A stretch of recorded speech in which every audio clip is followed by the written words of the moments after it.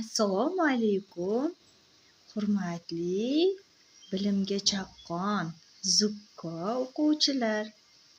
Sizlar bilan o'qituvchingiz Dinora Xudoyorova. Bugungi yangi mavzuyimiz T harfi. Qani bolajonlar, birgalikda hammamiz T harfini aytaylikchi. T.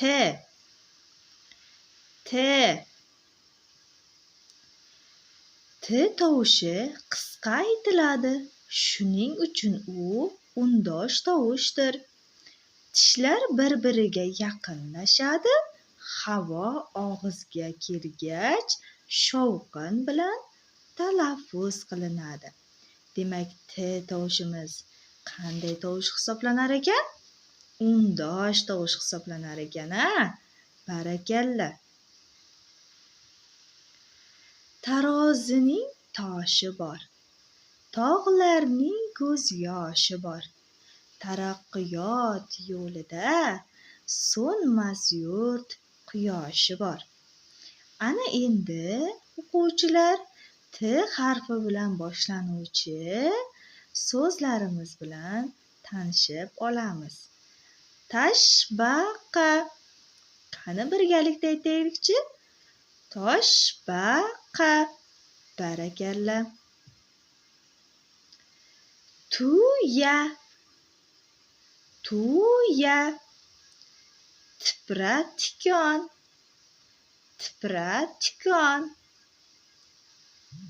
Tumsoq.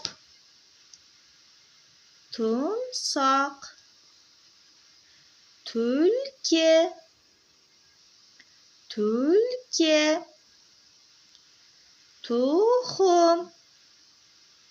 Tuxum. Barakalla bolajonlar. Tarvuz. Barakalla.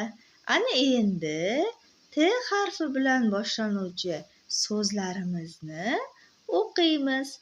Bo'g'inlarni o'qiymiz avval. To, ti, ta. Qani siz ham harakat qilib ko'ringchi. To, ti, ta. Endi so'zlarni o'qiymiz. Tom, taom, ot, ota.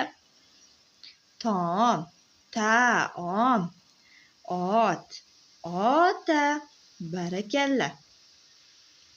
Ana endi T harfi bilan boshlanuvchi so'zlarimizni bo'g'inlab o'qiymiz.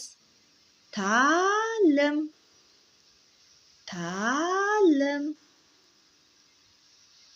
tanaffus.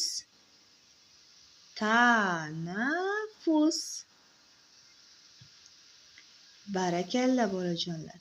Demak, bugungi mavzuyimizni tugatib oldik.